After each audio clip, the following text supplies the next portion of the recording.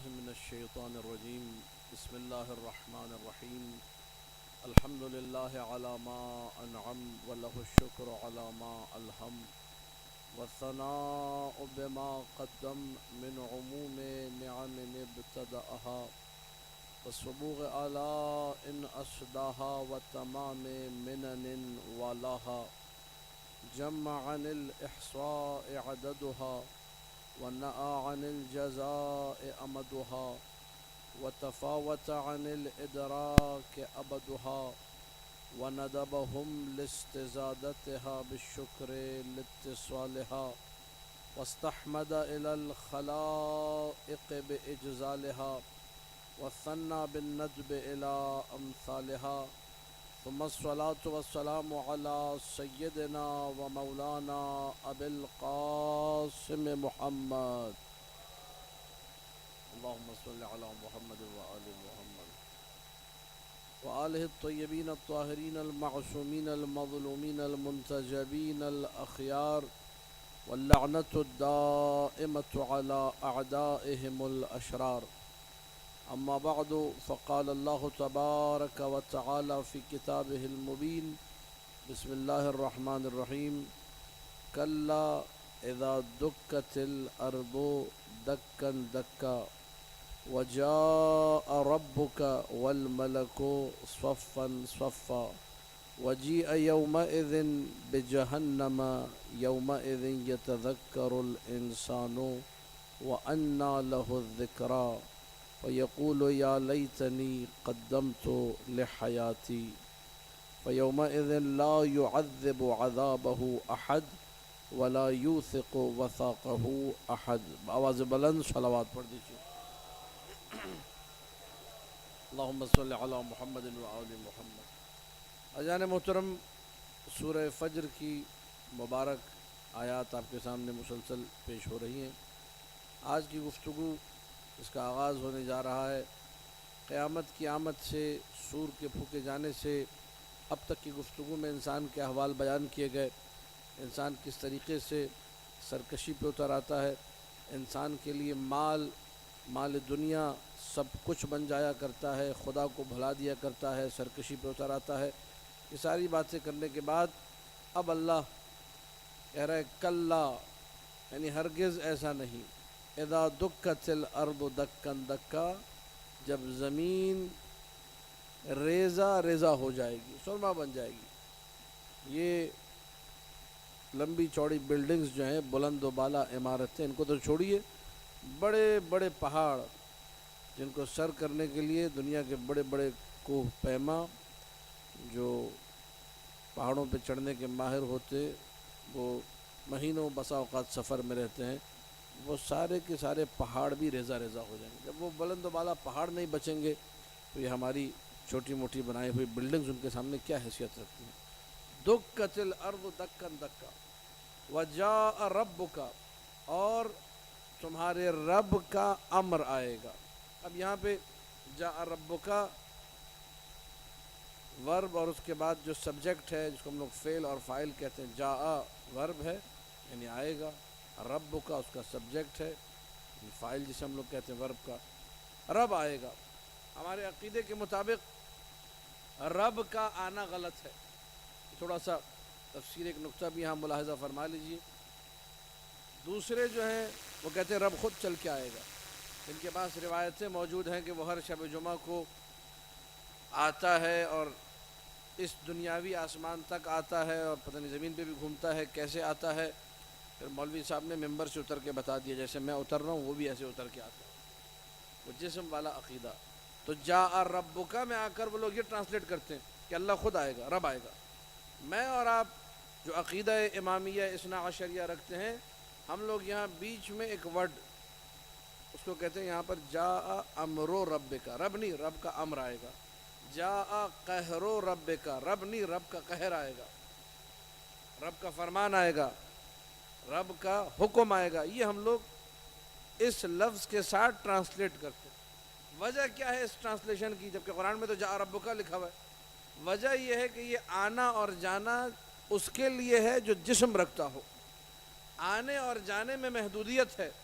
ہم خدا کو لامحدود مانتے ہیں، محدود نہیں مانتے۔ اللہ کا جسم کیوں نہیں ہے؟ اللہ کا جسم اس لیے نہیں ہے کیونکہ جو بھی جسم ہو، جسم کی آپ طبیعیات میں تعریف دیکھیے، فزکس میں جو ڈیفینیشن ہے، ذو الابعاد الثلاثہ، 3D، 3 جہتیں رکھنے والا، طول، عرض، عمق، لمبائی، چوڑائی، گہرائی، جو 3D ہو وہ جسم ہوتا ہے۔ جس میں یہ 3 چیزیں ہوں گی، لمبائی بھی ہوگی، چوڑائی بھی ہوگی اور گہرائی بھی ہوگی، اسے جسم کہا جائے گا۔ اب اگر اس لمبائی، چوڑائی، گہرائی، ذو الابعاد الثلاثہ، ان 3 بعدوں کو، ان 3 جہتوں کو ہم نے جسم میں مان لیا اور جسم کی تعریف یہ کر دی، اور ادھر سے یہ کہا کہ رب کا بھی جسم ہے، پھر سوال ہوگا وہ کتنا لمبا ہے، وہ کتنا چوڑا ہے، وہ کتنا گہرا ہے؟ جتنا بھی لمبا ہو، جتنا بھی چوڑا ہو، جتنا بھی گہرا ہو، محدودیت اس میں آ جائے گی۔ جو محدود ہو جائے وہ کبھی بھی خدا نہیں ہو سکتا ہے۔ ہر جسم کا دوسرا لازمہ، یہ بھی فزکس میں بیان ہوتا ہے، جو بھی جسم ہے جو فزکس میں پڑھایا جا رہا ہے وہ جگہ کا محتاج ہے۔ جو محتاج ہو وہ کبھی بھی خدا نہیں ہو سکتا۔ لہٰذا ہم لوگ خدا کے جسم ہونے کے قائل، ہمارا کوئی ایسا عقیدہ نہیں ہے کہ خدا کا کوئی جسم ہے۔ مختلف ممالک سے کتابیں چھپی ہیں کہ خدا کی شکل کیسی ہوگی، باقاعدہ اس میں عجیب و غریب، جھوٹی، من گھڑت جو بھی ہے روایتیں لا کے خدا کا فیس اس میں مرتب کیا گیا کہ فیس کیسا ہوگا، اور جب وہ آپ فیس پڑھیں گے تو وہ کوئی کارٹون ہی بنتا ہے عجیب و غریب سا، جو انہوں نے خدا کا بنایا ہے۔ نستجیر باللہ، نعوذ باللہ۔ جب انسان در اہل بیت سے دور ہو تو پھر اس طریقے سے گرفتار ہوتا ہے۔ خدا کی معرفت نہیں ہے۔ خدا آئے گا، کیا مطلب؟ خدا کے لیے آنا جانا جسم کی طرح نہ ممکن نہیں ہے۔ خدا آئے گا یعنی خدا کا حکم آئے گا، خدا آئے گا یعنی خدا کا فرمان آئے گا، خدا آئے گا یعنی خدا کا امر آئے گا، خدا کا قہر آئے گا۔ اور یہاں پہ چونکہ قہر خدا بندی کی بات ہو رہی ہے، زمین ریزہ ریزہ ہو جائے گی، امر الہی کے تابع فرشتے آ جائیں گے، جاء ربک، رب کا امر آئے گا، والملک صفا صفا، سارے فرشتے صفے بنا کر کھڑے ہوں گے اپنے پروردگار کے سامنے۔ یہ وہ مرحلہ ہے جب میدان سج چکا ہے اور قرائن سے یہ لگتا ہے قیامت برپا ہو گئی، زمین ریزہ ریزہ ہو گئی۔ اب اس کے بعد کیا ہوگا؟ اب اس کے بعد حساب و کتاب ہوگا۔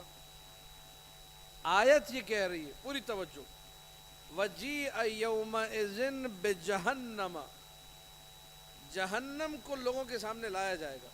یہ کتنا ہولناک منظر ہوگا، کتنا خوفناک منظر ہوگا۔ اچھے جو دنیا میں بڑے بڑے فرعون تھے جن کا ذکر ہم نے اسی سورے میں کیا، چاہے وہ قوم ارم والے ہوں، چاہے قوم سمود والے ہوں، چاہے فرعون کے افراد ہوں، اچھے جہنم کو دیکھیں گے، سب کو یاد آ جائے گا انہوں نے کیا کیا بدماشیاں کی۔ وَجِیءَ یَوْمَئِذٍ بِجَہَنَّمَ، اب تفاسیر میں ذکر ہے جہنم کو کیسے لایا جائے گا، پروردگار کی جہنم کو کن کن رسیوں میں باندھ کر لایا جائے گا۔ ایک ایک رسی کے اوپر 1,00,000 فرشتے ہوں گے جو جہنم کو کھینچ رہے ہوں گے، اور وہ جہنم دھاڑ رہی ہوگی، جہنم بھڑک رہی ہوگی، جہنم میں سے آگ نکل رہی ہوگی، اور اگر وہ ایک مرتبہ سانس لے لے تو کتنے لوگ جھلس کر راکھ ہو جائیں گے، وہ تفصیلات ساری موجود ہیں۔ لیکن آیت جو بیان کر رہی ہے آپ کی خدمت میں وہ عرض کروں گا، وَجِیءَ یَوْمَئِذٍ بِجَہَنَّمَ، ادھر جہنم سامنے آئی، یتذکر الانسان، اب انسان پشیمان ہو جائے گا، ہے غلطی ہو گئی۔ یہاں انسان تذکر کہتے ہیں موعظہ لینے کو، تذکر کہتے ہیں اپنے آپ کے لیے نصیحت لینا، تذکر کہتے ہیں کہ اب جو ہے نا ہوشیار ہو جانا کہ ہاں یہ تو مسٹیک ہو گئی، اب میں پشیمان ہوں۔ لیکن تب پشیمانی کا کوئی فائدہ نہیں ہے۔ اس لیے شیخ جعفر شوستری رحمۃ اللہ علیہ کا ایک جملہ ہے، آج بھی شب قدر کے اعمال انجام دیے جائیں گے انشاءاللہ یہاں پر، اور حدیث معصوم بھی ہے کہ شب قدر کو ماہ رمضان کی آخری طاق راتوں میں تلاش کرو۔ شیخ جعفر شوستری رحمۃ اللہ علیہ ایک عجیب جملہ کہا کرتے تھے، کہتے تھے کہ لیلۃ القدر کے ذریعے سے لیلۃ القبر کی تیاری کرو۔ لیلۃ القدر اتنی امپورٹنٹ ہے۔ لیلۃ القدر میں اگر تم نے صحیح سے لیلۃ القدر کا احیاء کیا، اس کو صحیح سے گزارا، گپوں میں نہیں، اعمال انجام دے کے، اپنے وجود کو، اپنے دل کو، اپنے قلب کو پاک و پاکیزہ بنا کے، مومنوں کے حوالے سے دل میں کینہ تھا، بغض، سب اللہ کی خاطر معاف کیا، کہاں لے کے جانا ہے سارے بغض؟ کیا کروں گا سارے کینے کو دل میں رکھ کے، آج ہوں کل نہیں ہوں، پتہ ہی نہیں میرے کو۔ میں نے معاف کیا اس تمنا، اس امید، اس رجا کے ساتھ، اس آرزو کے ساتھ کہ میں معاف کر رہا ہوں، اللہ بھی مجھے معاف کرے گا۔ میری معافی اس کے علاوہ تو ہو نہیں سکتی ہے، شاید اسی طرح اللہ معاف کر دے، اللہ کو شاید میری ادا پسند آ جائے۔ شیخ جعفر شوستری فرماتے تھے یہاں انسان اگر لیلۃ القدر میں جا کر آنسو، چند آنسو بہا لے، یہ جہنم کی آگ کو بجھا سکتے ہیں، لیکن اگر میدان حشر میں پہنچ گیا جہاں جہنم سامنے ہوگی، وجیء یومئذ بجہنم یومئذ یتذکر الانسان، وہاں میدان حشر میں اگر خون کے آنسو بھی بہائے کہ اللہ بخش دے مجھے معاف کر دے گا، وہاں کوئی بخشش کا چکر۔ یہاں اگر آنسو بہا لیے، جو پانی والے آنسو ہیں، جو نارمل آنسو بہتے ہیں، بخشش ہو جائے گی۔ جہنم کی آگ کے دریا خاموش ہو جائیں گے، بجھ جائیں گے۔ لیکن اگر وہاں جتنی منت سماجت کرو گے وہاں کچھ ہونے والا، وجیء یومئذ بجہنم یومئذ یتذکر الانسان۔ اب انسان جب پشیمان ہوا، نادم ہوا، کیا کہنے لگا؟ یقول یا لیتنی قدمت لحیاتی، کاش کہ میں نے وہاں کچھ کیا ہوتا، کاش کہ میں نے انبیاء کی بات مان لی ہوتی، کاش کہ وہ جو اچھے اور سچے علماء تھے، جو علماء حقہ تھے، جو مجھے بتا رہے تھے یہ حلال ہے یہ حرام ہے، اور میں انہیں باتیں سناتا تھا کہ سب مولویوں کا کھیل تماشا ہے، اب وہاں حیران رہ جائے گا، کہے گا یا لیتنی قدمت لحیاتی، کاش کہ میں نے کچھ کیا ہوتا۔ یہ یا لیتنی قدمت لحیاتی کا مضمون یہاں تو کہے گا نا کاش کچھ کیا ہوتا، قبر کے بارے میں ہے، موت کے بارے میں ہے۔ سورہ مومنون 199 آیت کا نشان، اذا جاء احدهم الموت، جب موت ان کے سامنے آتی کیا کہتے ہیں؟ رب ارجعون، اے میرے اللہ مجھے واپس واپس پلٹا دے، رب ارجعون۔ اچھا ارجع کا مطلب ہے تم ایک آدمی پلٹو، ارجعا الف کے ساتھ تم دو آدمی پلٹو، ارجعو تم سب پلٹو۔ تو رب اگر ایک ہے تو یہ ارجعو کیوں بول رہا ہے؟ یہ رب ارجعون، اے رب ارجعون تم مجھے پلٹا دو۔ یہ ارجعون کی تعبیر کیوں استعمال کی؟ عربی کا ایک قاعدہ ہے، جب سنگولر ورڈ کو یوز کرنے والا ایک نہیں کئی مرتبہ یوز کرے، یہ عربک لینگویج کا قانون ہے، تو اس سنگولر کو وہ لوگ پلورل بنا کے یوز کرتے ہیں۔ یعنی اگر کہنے والے نے ایک دفعہ ارجع نہیں کہا، پلٹا دے، ارجع ارجع ارجع، بار بار ارجع کرے، بار بار کہہ رہا مجھے بارے پلٹا دے پلٹا دے پلٹا دے، وہاں پھر وہ لوگ اتنی ساری دفعہ کو شو کرنے کے لیے جمع کا صیغہ لگا دیتے ہیں، پلورل کا جو ورڈ ہے وہ یوز کرتے ہیں۔ بار الہ مجھے پلٹا دے، ایک نہیں ہزاروں مرتبہ کہے گا پلٹا دے پلٹا دے، تو پلٹا دے۔ کلا، ہرگز نہیں، ہو ہی نہیں سکتا۔ اب پلٹنے وغیرہ کوئی کہانی، انہا کلمۃ ہوا قائلها، یہ تو وہ بندہ کہہ رہا ہے کہ مجھے پلٹا دے، اللہ تھوڑی پلٹائے گا۔ وہ رب ارجعون جو کہہ رہے ہیں وہ کیوں کہہ رہا ہے؟ اس کو بھی قرآن نے ذکر کیا، لعلی اعمل صالحا فیما ترکت، کاش اور شاید کہ میں کوئی نیک کام کر سکوں، کوئی عمل صالح انجام دے سکوں، وہ جو چھوڑ کر آیا ہوں۔ وہاں جا کے تمنائیں کرنے سے، وہاں جا کے حسرتیں بھرنے سے کچھ ہونے والا؟ وہاں عذاب ہوگا، وہاں جہنم جب دیکھ لی، اب وہاں سے پلٹنا ممکن نہیں ہے۔ اور یہ انسان ہے بھی کتنا بیچارہ، کتنا ضعیف، کتنا مسکین۔ امیر المؤمنین علی بن ابی طالب علیہ الصلوۃ والسلام، اللہم صلی علی محمد و آل محمد، مولا فرماتے ہیں اذا مات ابن آدم انقطع عملو، یہ آدم کی اولاد جب مرتی ہے، جب دنیا سے جاتی ہے، اس کا عمل منقطع ہو جاتا ہے، اب یہ کوئی عمل نہیں کر سکتا۔ اس کے بعد کے جملے جو دوسری روایتوں میں ہیں وہ عجیب ہیں۔ مولا فرماتے ہیں قالت الملائکۃ ما قدم وقال الناس ما خلف، ملائکہ کہتے ہیں ادھر بندہ مرا، دو سوالات اٹھتے ہیں، دو کوسچن ریز ہوتے ہیں، ایک وہاں آخرت کے حوالے سے ریز ہو رہا ہوتا ہے اور ایک یہاں، اور یہ دونوں کوسچن سوالات ایسے ہیں جو انسان کی بیچارگی کو دونوں جگہوں پہ ظاہر کرتے ہیں۔ فرشتے وہاں کہہ رہے تھے لے کر کیا آیا ہے، اور بچے، گھر والے، خاندان والے، لوگ آس پاس کے پڑوسی کہہ رہے ہوتے ہیں یہ چھوڑ کر کے آ گیا ہے. اللہ اللہم صلی علی محمد و آل محمد. بعض اوقات انسان اتنا بیچارہ ہو جاتا ہے، نہ وہاں فرشتوں کو دینے کے لیے کوئی جواب ہوتا ہے، نہ یہاں لوگوں کے سامنے عزت بچتی ہے. اب اگر آپ لوگ اتنی توجہ سے سن رہے تو ایک حدیث اور آپ کی خدمت میں عرض کروں گا، ذرا بآواز بلند صلوات پڑھ دیجیے. اللہم صلی علی محمد و آل محمد. حدیث عجیب و غریب ہے اور سننے سے تعلق رکھتی ہے، اور یہ ان حدیثوں میں سے جن کو علماء نے مشکل حدیثوں میں کاؤنٹ کیا ہے. یعنی اس کے سینٹنسز ایسے ہیں، الفاظ ایسے ہیں کہ بندہ چکرا جاتا ہے کہ اس کے کیا میننگ ہو سکتا ہے، مطلب کیا ہے اس حدیث کا. اور یہاں سے بھی انسان کی بیچارگی سمجھ میں آتی ہے، بلکہ اگر الفاظ کو بدل دے انسان کی بدبختی سمجھ میں آتی ہے کہ کتنا وہ سورہ فجر کے مطابق تحبون المال حبا جما، تم لوگ مال کے پیچھے بھاگے جا رہے، غرق ہو گئے. حب الدنیا رأس کل خطیہ، دنیا کی محبت ہر برائی کی جڑ. دنیا دنیا دنیا. تأکلون التراث، میراث کھا گئے، لوگوں کا مال ہڑپ کر گئے، حرام حلال کی فکر ہی نہیں ہے. یہ حدیث ذرا سماعت فرمائیے اور کلام معصوم کی بلاغت کو بھی دیکھیے گا اور لطف اندوز بھی ہوئیے گا اس حدیث سے. حدیث عجیب ہے اسی حوالے سے، آخرت کے حوالے سے، موت کے حوالے سے. جب انسان اپنی بیچارگی میں مکمل طور پہ لوگوں کے سامنے نمایاں ہو جاتا ہے، کرنے کو اس کے پاس کچھ نہیں رہتا.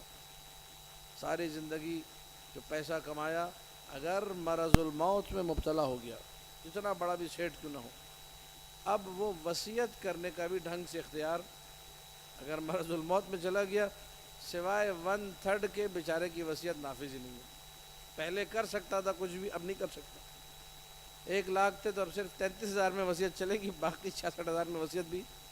کتنا بیچارہ ہے انسان، کچھ بھی اس کے پاس نہیں ہے. حدیث کے جملے یہ پوری توجہ چاہ رہا ہوں.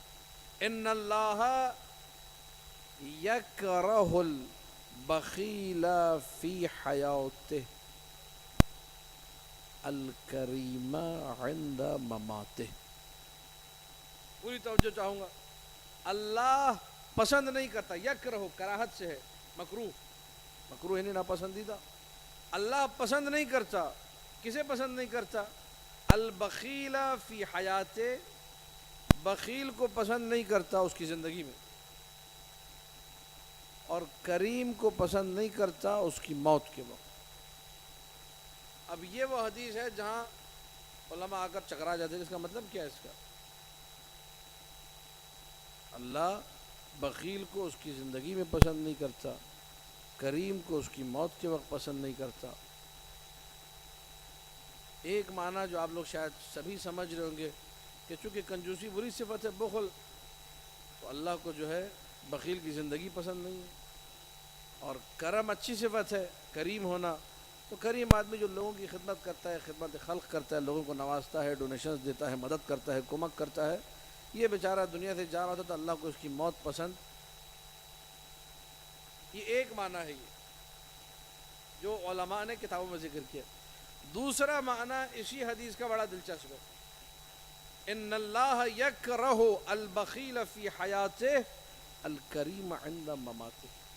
اللہ ایسے شخص کو پسند نہیں کرتا. دوسرا ٹرانسلیشن، جو زندگی بھر بخیل رہا ہو. توجہ ذرا انسان کا جو ہے مزاج دیکھیے گا، اور اس مزاج کے بہت سارے لوگ ہمارے معاشرے میں آج بھی پائے جاتے ہیں. معذرت کے ساتھ کچھ مانگو دینے کو تیار نہیں. اس کا عقیدہ یہ ہے کہ اگر میں نے دے دیا تو بچے گا کچھ نہیں. اس کو خدا کی عطا پہ بھروسہ نہیں ہے، اس کو اپنی جماوری پہ بھروسہ ہے. میں جو جمع کر رہا ہوں، میرا کلیکشن جو ہے یہ مجھے امیر بنائے گا. اس کو نہیں معلوم یہ اللہ کا عطا کرنا ہے. جو دینے والا ہے وہ کسی بھی لمحے چھین بھی. اللہ کو ایسا بخیل، پوری توجہ چاہوں گا، اللہ کو ایسا بخیل پسند نہیں جو زندگی بھر بخل کرتا رہا، زندگی بھر بخیل رہا، لیکن جیسے ہی ڈاکٹروں نے جواب دے دیا، کہا کہ وصیتیں کر دیجیے اب تو کچھ نہیں ہو سکتا، زندگی بھر کا بخیل ہے، کروڑ پتی، آخری درجے کا کنجوس، دنیا کا پیسہ آخری درجے کا بخیل. جیسے ہی پتہ چلا کہ اب تو موت پکی ہے، اب تو بس چند دن رہ گئے، تو کہا میرا فلاں بنگلہ فلاں مدرسے کو دے دو، فلاں میری جائیداد فلاں یتیم خانے کو دے دو، بچے گالیاں دے رہے ہوتے، کہتے زندگی بھر خود تو کچھ کیا نہیں، ابھی ہمارا جو ہے لینے کا موقع ہے تو اب یتیم خانوں کو مدرسوں کو دے رہے. ایسے سخی کو جو موت دیکھ کر سخاوت کرے اللہ پسند نہیں کرتا ہے. آپ دیکھیے کرم اچھی صفت ہے، یہ قرآن کی آیتوں سے بھی نکل رہا ہے. اگر انسان پشیمان ہو اسی کو توبہ کہتے ہیں دنیا میں. آپ اگر آج پشیمان ہو گئے دنیا میں، یہی آپ کا پشیمان ہونا کیا کہلاتا ہے؟ توبہ. آپ توبہ کرتے ہیں اللہ بھی توبہ کرتا ہے. اللہ کیسے توبہ کرتا ہے؟ اللہ پلٹتا ہے، آپ کو معاف کر دیتا ہے. قرآن میں ہے اللہ بھی توبہ کرتا ہے، انسان بھی. ہماری توبہ یہ کہ ہم گناہ سے پشیمانی اختیار کریں، بارگاہ الہی میں حاضر ہو جائیں. اللہ کی توبہ یہ کہ وہ بخشش کرتا ہے، مغفرت کرتا ہے، ہمارے معاملات کو درست کر دیتا ہے. آج اگر پشیمان ہوئے اللہ فوراً راضی. اللہ کہتا ہے تم مرنے سے پتہ نہیں 1 سیکنڈ پہلے بھی پشیمان ہو گئے میں تمہیں معاف کر دوں گا. لیکن وہی اللہ قرآن میں کہہ رہا ہے کہ جب تم نے جہنم دیکھ لی یتذکر، وہاں جب پشیمان ہوئے تو انا لہ الذکریٰ، اب پشیمان ہونے کا کیا فائدہ؟ یعنی اللہ کی نگاہ میں وہاں پشیمان ہونے کا کوئی فائدہ، کسی بھی قسم کا کوئی فائدہ نہیں ہے. وہاں پھر کیا ہوگا؟ اگر پشیمان ہو بھی گئے تو کچھ کام بن جائے گا. آیتیں وَلَا يُعَذِّبُ عَذَابَهُ أَحَدٌ، اللہ نے ایسا عذاب کرنا ہے کہ پھر کسی پر ایسا عذاب. وَلَا يُوثِقُ وِثَاقَهُ أَحَدٌ، اللہ ایسی پکڑ کرے گا، کوئی اللہ جیسی پکڑ. اللہ ایسا باندھے گا، ایسا پکڑے گا، ایسی پکڑ کسی کے لیے ممکن نہیں، ایسا عذاب کسی کی طرف سے ممکن. یہ عذاب الہی ہے.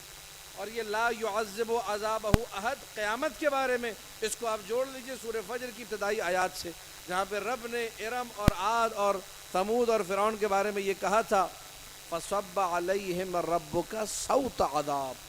اس عذاب کو جو دنیا کا عذاب تھا کوڑا کہا تھا، اس آخری عذاب کو کہہ رہا ہے کہ ایسا عذاب تو ہو ہی نہیں سکتا. کتنا فرق ہے ان دونوں عذابوں کے اندر. دنیا کا عذاب کوڑے کی مان، جتنا بھی عذاب.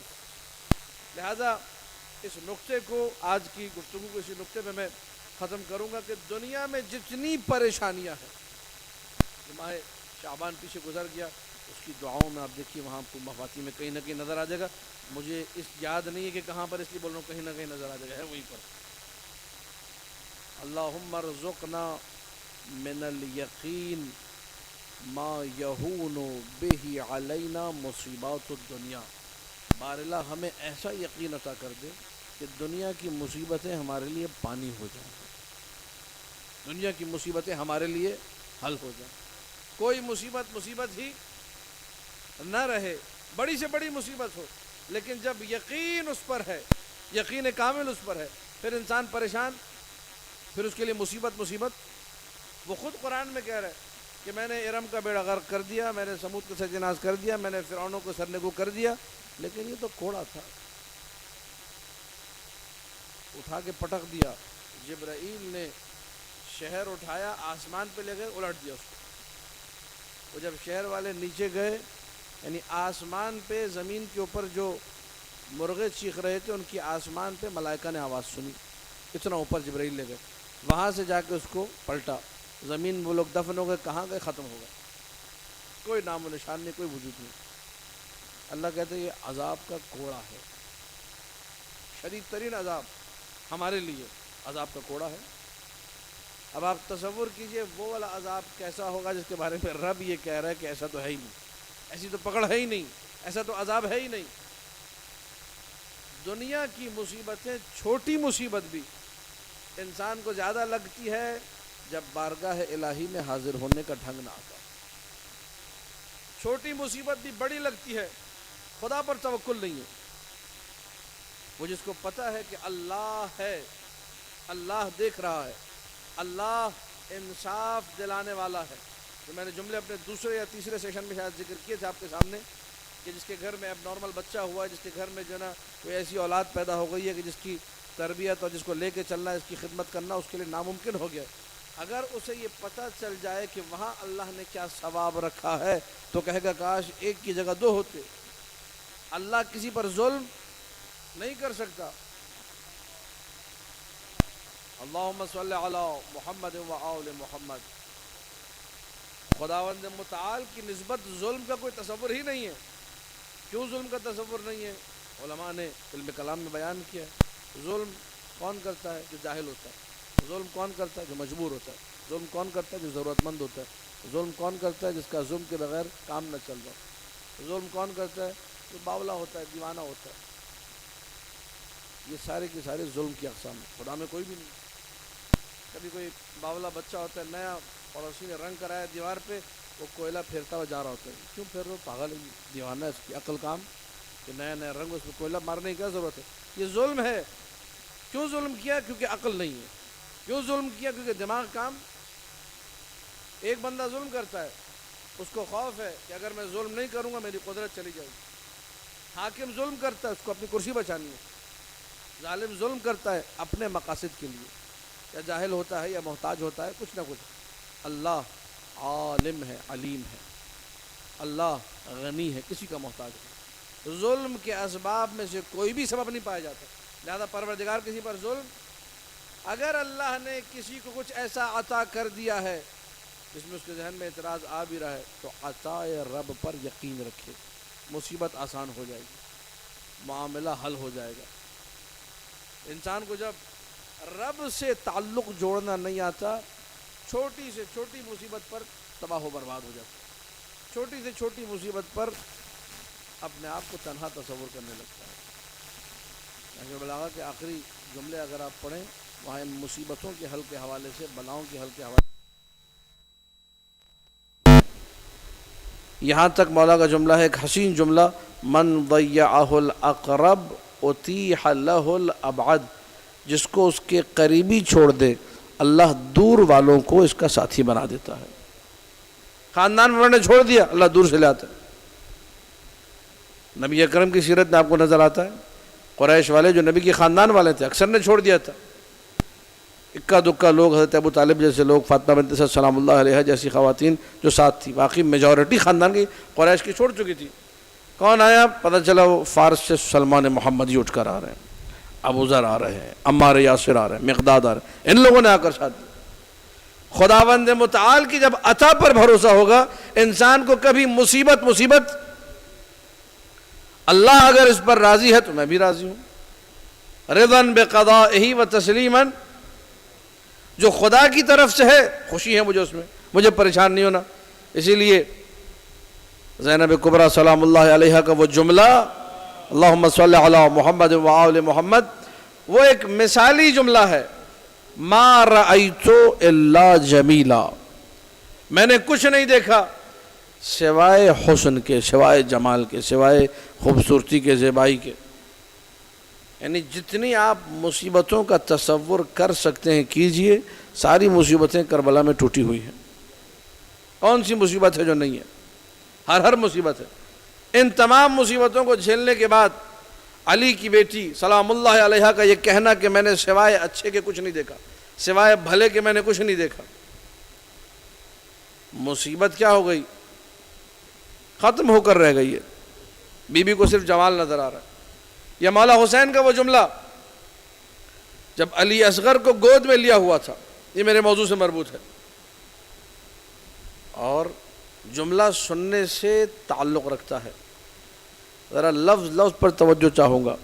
ہونا ما نزل بی، یہ کہہ دینا آسان ہے۔ ہمارے ایک دوست تھے، وہ ذکر کر رہے تھے کہ ہاسپٹل کے باہر انہوں نے اپنے جاننے والے کو کسی دیکھا، ایک چھوٹے سے بچے کو لے کے بیٹھا ہوا ہے اور رو رہا ہے زاروں قطار۔ میں نے کہا کیا ہو گیا، کیوں رو رہے، کیوں پریشان ہو؟ کہنے لگا گھر سے لے کر آیا تھا علاج کے لیے، بچے کی طبیعت خراب ہو رہی تھی، یہاں پہنچا ہوں بچے کا انتقال ہو چکا ہے، مجھے سمجھ میں نہیں آ رہا میں گھر کیسے جاؤں، ماں کو کیا بتاؤں گا، بچہ نہیں رہا، 1 سال کا بچہ ہے، باپ بیٹھا ہوا حیران ہے، گھر نہیں جا رہا، روڈ پہ بیٹھ گیا کہ میں کیا کروں، میں کیسے گھر جاؤں۔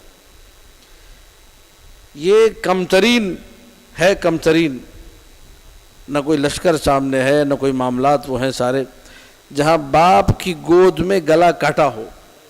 ذرا تصور کیجئے ایک لمحے کو کہ حسین ابن علی کی گود میں، معلوم ہے نا تیر اتنا بڑا تھا کہ ننھے گلے کو ذبح کر گیا، صلی اللہ علیہ یا ابا عبداللہ الحسین، شب قدر ہے، 2 جملے سن لیجیے، مجھے اجازت دیجیے.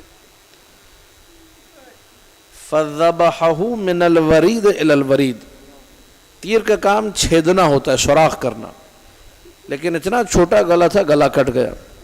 اور جب گلا کٹا تو ڈھلکا ہے حسین کے ہاتھ پہ. یہ مصیبت ہے، چھوٹی مصیبت تو نہیں ہے. هَوَّنَ مَا نَزَلَ بِي. حسین ابن علی اس بڑی مصیبت کو دیکھ کر، جو ہم سب کے لیے آج سن رہے، میری آنکھ میں آنسو، آپ کی آنکھ میں آنسو. مولا حسین فرما رہے هَوَّنَ مَا نَزَلَ بِي، جو مصیبت آئی ہے اس کو آسان کر دیا. یہ قتل علی اصغر کے وقت، شہادت علی اصغر کے وقت ہر مقتل میں جملہ مل جائے گا. هَوَّنَ مَا نَزَلَ بِي، اس مصیبت کو بھی آسان کر دیا. کس چیز نے؟ انہو بعین اللہ، کہ میرا رب دیکھ رہا ہے. حسین کا رب حسین کو اس عالم میں دیکھ رہا ہے. حسین کے لیے شہادت علی اصغر آسان ہو گئی. لیکن بشریت ہے، اور ساتھ میں وہ ازواج موجود ہیں، وہ پاک بیبیاں موجود ہیں جو خیمے کے کنارے منتظر ہیں. کیسے جائیں خیمے کی طرف؟ لے کر گئے. حسین نے یہ مرحلہ بھی طے کیا سلام اللہ علیہ. جب لے کر آئے، خیمے کے پیچھے دفنایا، دائیں دفنایا، بائیں دفنایا، مجھے نہیں معلوم. بہرحال آج کی جو تاریخ ہمارے سامنے ہے، علماء نے لکھا، بعض نے مکاشفوں کے ذریعے بیان کیا کہ علی اصغر مولا حسین کے ساتھ ہیں، بعض نے کہا نہیں، پہلے قبر معین تھی خیمگاہ کے پیچھے. کہاں ہے نہیں معلوم. ہمارے استاد کہتے تھے علامہ طالب جوہری صاحب، جب مولا حسین نے چھپا دیا کوئی نہیں ڈھونڈ سکتا، حسین نے چھپایا ہے. بہرحال ماں ہوتی ہے. جب تک جھولا جلا نہیں تھا خالی جھولا جھلاتی رہی.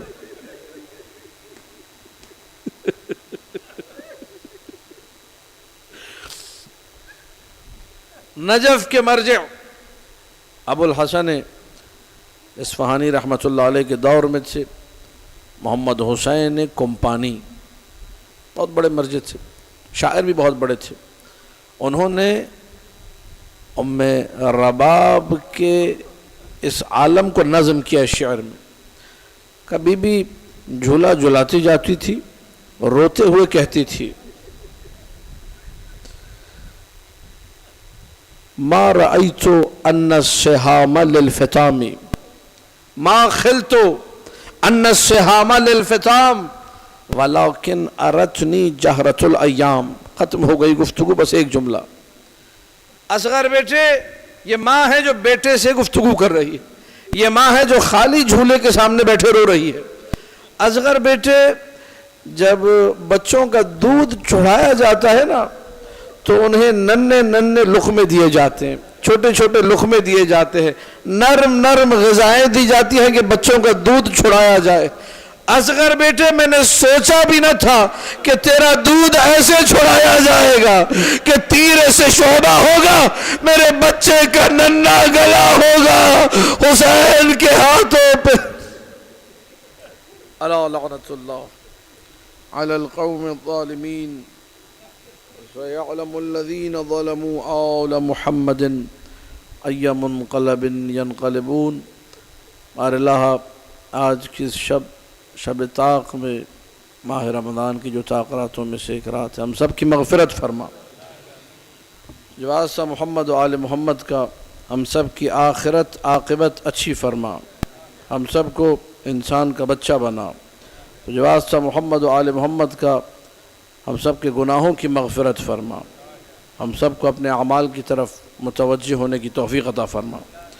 جو واسطہ محمد و آل محمد کا، سرکار صاحب الامر کے ظہور میں تعجیل فرما. ایک سورہ فاتحہ کی درخواست مرحوم محمد ابن عبداللہ ڈوسا، مرحوم لیلہ بنت غلام حسین، مرحومہ شکیلہ بنت محمد، مرحوم غلام عباس ابن حسن علی تاجری، مرحومہ خدیجہ بائی بنت لدھا بھائی، مرحوم حاجی اسماعیل قاسم مکلائی، مرحومہ امینہ بنت لدھا محمد، مرحوم غلام علی حاجی اسماعیل مکلائی، مرحومہ کلثوم بنت محمد علی عادت، مرحوم سکندر درویش، مرحوم ساجد محمد رضا مکلائی علی دینہ اور درویش خاندان کے سارے مرحومین، مرحوم عبداللہ سلیمان خاکو ابو بھائی، مرحوم اکبر فاضل دھیرانی، مرحوم اکبر ساجن دھیرانی، مرحوم علی رضا علی رضا ٹی لاکھانی، مرحوم فدا حسین داتا دینا، مرحوم غلام عباس داتا دینا محبوب، مرحوم حسین جے دھنجی، مرحوم حسین آئی حاجی شینی، مرحوم ابراہیم حسن علی بندے علی، مرحوم محمد علی غلام حسین، مرحوم محمد جعفر کے جی، مرحوم محمد جعفر سلیمان خاکو، مرحوم رمضان علی یوسف موروی، مرحوم شیر علی منجی، مرحوم سلطان بھائی، مرحوم یوسف این پنجو، مرحوم روشن علی حسین حاجی مراج، مرحوم فدا حسین خاکی، مرحوم محمد رضا یوسف علی موروی والا، مرحوم غلام عباس پیر بھائی، مرحومہ امینہ شیر علی ہاشم، مرحومہ فاطمہ بھائی محمد جعفر کے جی، مرحومہ کلثوم بائی حسن علی کرجی بیبی بائی، مرحومہ کلثوم بائی کے جی، مرحومہ نجمہ بھائی حسن حاجی، مرحومہ نور بانو بائی یوسف مراج، مرحومہ رباب بائی مامی، مرحومہ سکینہ بھائی بھانجی، مرحومہ سکینہ بھائی محمد جعفر خاکو، مرحومہ سکینہ بھائی محمد تقی علی بھائی، مرحومہ زینب بھائی ابراہیم حاجی، مرحومہ زہرہ بھائی غلام عباس جنجا، مرحومہ رباب بھائی سومجی، مرحومہ فاطمہ بھائی روجی، کل مرحوم مومن اور مومنات شہداء ملت جعفریہ میرے چھوٹے بھائی محمد علی شاکری کو ذہن میں رکھتے ہوئے 1 مرتبہ سورہ فاتحہ، 3 مرتبہ سورہ اخلاص۔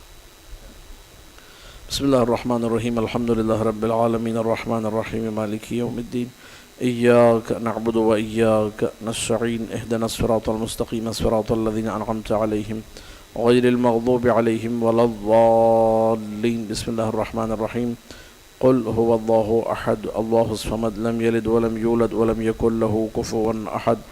بسم اللہ الرحمن الرحیم، قل هو اللہ احد اللہ الصمد لم یلد ولم یولد ولم یکن له کفوا احد۔ بسم اللہ الرحمن الرحیم، قل هو اللہ احد اللہ الصمد لم یلد ولم یولد ولم یکن له کفوا احد۔ کذالک اللہ ربنا کذالک اللہ ربنا کذالک اللہ ربنا۔